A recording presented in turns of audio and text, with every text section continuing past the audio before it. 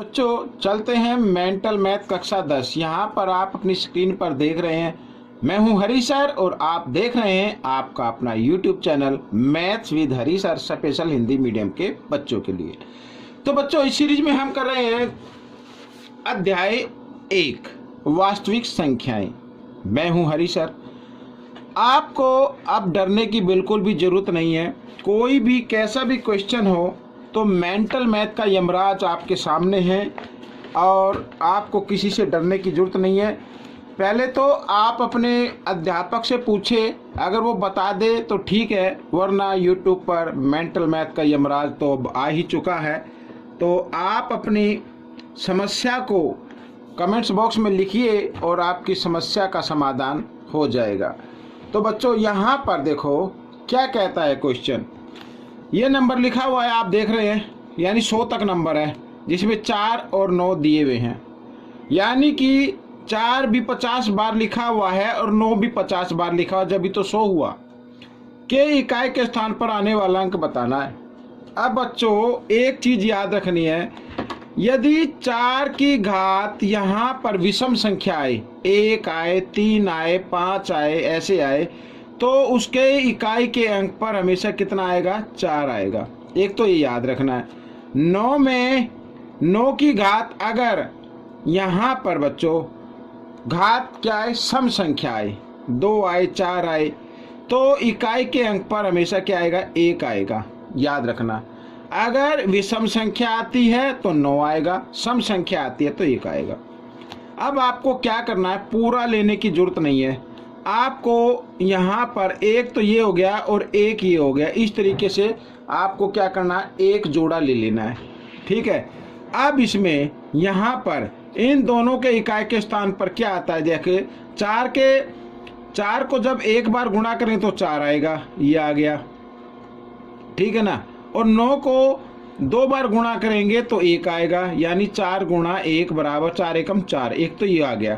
तो ठीक इसी में भी क्या आएगा? इसमें भी क्या आएगा? 4 आएगा भाई। 4 इसमें आ गया और 4 इसमें आएगा, यानी 4 4 आता जाएगा, क्योंकि घात सम और विषम संख्या जो मैंने पहले बताया है।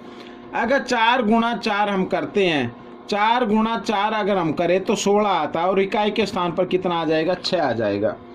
आपको ये पूरा गुणा करने की जरूरत नहीं है, सिर्फ इस तरीके से कीजिए तो इकाई वाला अंक निकल आएगा। तो 6 ये आपका उत्तर बन गया। आइए करते हैं अगला प्रश्न।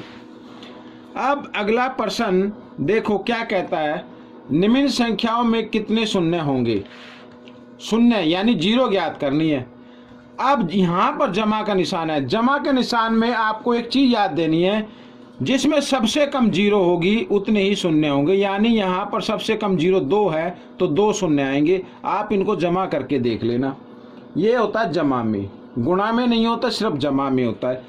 अगला जो भाग है वो गुणा का है, इसको भी हम देख लेते हैं।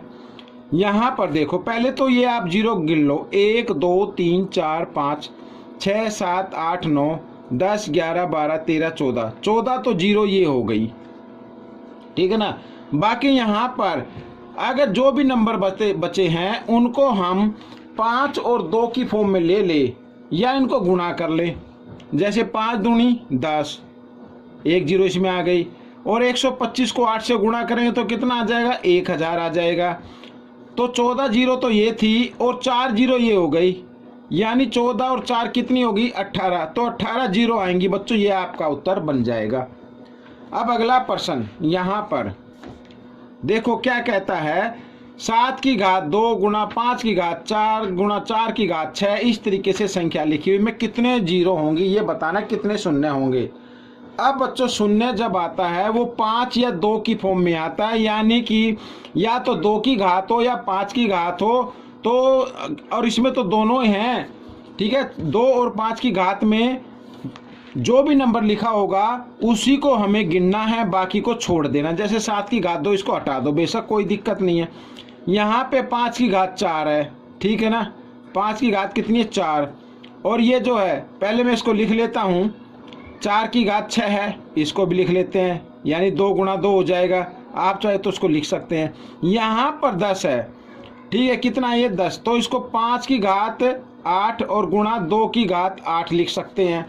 ठीक है, फिर आ गया 6, इसमें से 2 गुणा 3, 2 3 6 होता है तो इसकी भी घात 12 लिख दो, इसकी भी 12 लिख दो। आ गए 15, तो 5 की घात 15, 5 तिया 15 होता है ना, और सॉरी 14 घात है, यहाँ पर 14 लगा दो, और 3 की घात भी 14 लगा दो। अब हमें यहाँ पर 5 और 2 वाले देखने सिर्फ, ठीक है ना। ये जैसे ये 4 की घात, तो इसको लिख दो यहाँ पर 2 की घात 6 गुणा 2 की घात 6, इस तरीके से लिख दो। अब सबसे पहले 5 को गिनते हैं। 5 की घात इधर है, इधर भी है और इधर भी है, तो कुल घात कितनी होगी 5 की। देखो गुणा में घातें जमा हो जाती है, यानी यहाँ पर मैं लिख देता हूँ 14 ये हो गई, 14 और 8 22, 22 और 4 26 हो गई। अब 2 की घात देख लेते हैं कितनी होती हैं कुल, तो 6 इधर है, ठीक है, 6 इधर है, कितनी हो गई 6 और 6 12 हो गई, 12 और 8 20, 20 और 12 32, ठीक है 32 हो गई। लेकिन हमें 32 नहीं लेनी है, हमें 32 नहीं लेनी है, हमें कितनी लेनी है 26 लेनी है। तो 26 तो आ गया ना, 32 ज़्यादा होता है तो 32 मत लो 26 लो, तो 5 दूनी 10, यानी 10 की घात 26 हो गया। तो इसमें जो जीरो होंगी वो 26 होंगी बच्चों, कितनी होंगी 26 होंगी। आपको बराबर घात लेनी है, 32 नहीं लेनी है, ठीक है ना। आइए करते हैं अगला प्रश्न। अब यहाँ पर आपका मैं मानता हूँ कि कुछ टीचर जो हैं वो बहुत ही खराब आते हैं, समझाते नहीं हैं, तो आपको उनसे डरने की ज़रूरत नहीं है। अगर वो ना बताए तो कोई दिक्कत नहीं है, आप यूट्यूब पर मेरी वीडियो देखें और कोई भी चीज़ हो तो उसे कमेंट्स बॉक्स में लिखिए। अब यहाँ पर लिखा है 11 की घात 11 जमा 22 की घात 22 जमा 33 की घात 33 को 10 से भाग देने पर शेष फल क्या होगा। अब इस तरीके से 11 को 11 बार गुणा करें, 22 को 22 बार गुणा करें, 33 को 33 बार गुणा करें, तो ऐसे तो बहुत घंटे लग जाएंगे और होगा भी नहीं। आपको क्या करना है, यहाँ पर जो भी घात दी हुई है, अगर यहाँ पर देखना है घात विषम है तो आपको छोटी घात लेनी है, यानी आप 1 ले लीजिए क्योंकि 1 भी विषम संख्या होती है, ठीक है, जमा, और सम संख्या दी हुई है तो इसमें 2 ले लीजिए। और ये 2 कब लेनी है, 2 4 6 ये ले सकते हैं, लेकिन हमने 2 ही क्यों ली। यदि 22 जो है वो 10 से बड़ा हो तो 2 ही लेनी है। अगर यहाँ पर मान लीजिए जैसे यहाँ पे 10 है, यहाँ पर 8 होता, ठीक है 8 होता तो 8 तो छोटा हो जाता, फिर 2 नहीं लेनी थी, फिर इससे बड़ी घात लेनी थी, ठीक है ना। ऐसे खैर जाने दो। अब यहाँ पर 33, तो 33 की घात एक विषम संख्या है, तो आपको इसमें से 1 ले लेना है, वो 1 ही घात लेने, 3 ले लेने ऐसे, ठीक है, इस तरीके से आपको ले लेना है। अब यहाँ पर या हाँ मैंने अभी बताया या तो घात 1 लेंगे या 3 लेंगे, तो हम 1 ले लेते हैं बच्चों, 3 नहीं लेते हैं। 3 कब लेनी थी, जब यहाँ पर ये संख्या 10 से छोटी होती है तो बड़ी है, ठीक है। अब देखो 11 को 1 बार गुणा किया 11, 22 को 2 बार गुणा करेंगे 484 आता है, गुणा करके देख लेते हैं इधर, ठीक है 44 और 44, ठीक है 484 आ गया, और इधर 33। अब इनको जमा कर दो, 4 और 3 7 और 1 8, ठीक है, 8 और 3 11 और 1 12 का 2 का हासिल 1 4 और 1 5, ये आ गया। इसको 10 से भाग किया जाए तो इसमें 1 0 है, तो पीछे से 1 अंक के बाद दशमलव लगा देंगे तो शेष फल जो दशमलव के बाद आया ना ये शेष फल होगा, तो आपका जो शेष फल आएगा वो आएगा 8। तो आपको इस तरीके से करना है। कोई भी प्रश्न आ जाए जमा का निशान हो तो इस तरीके से आपको, अगर विषम संख्या है तो घात 1 लेनी है, सम संख्या है तो घात 2 लेनी है, बस इतना ध्यान रखना है, ठीक है। आइए करते हैं अगला प्रश्न। अब अगला प्रश्न क्या कहता है, 2 अंकों की सबसे बड़ी अभाज्य संख्या, सबसे बड़ी अभाज्य संख्या 2 अंक के 10 से शुरू होते हैं और 99 तक रहते हैं बच्चों, लेकिन ये भी क्या है भाज्य संख्या और ये भी भाज्य संख्या है। यहाँ लिखा है अभाज्य संख्या, तो अभाज्य संख्या इसके बाद 98 आता है, यानी इससे पहले, तो ये भी भाज्य है, फिर आता है 97, ये अभाज्य संख्या, तो एक तो ये लेनी है 97। आगे लिखा और 3 अंकों की सबसे छोटी अभाज्य संख्या, 3 अंक शुरू होते हैं बच्चों यहाँ से 100 से, ठीक है, ये तो भाज्य है। फिर आता है 101, ये अभाज्य है, सबसे छोटी अभाज्य ये होगी, ये 101 होगी। का अंतर बताना, संख्याओं का अंतर बताना है। अब अंतर बता दीजिए, यहाँ पर 101 में से 97 घटाएंगे तो आएगा 4 बच्चों। तो ये आपका उत्तर आ गया, ठीक है। अगला प्रश्न नंबर 10 हम कर लेते हैं।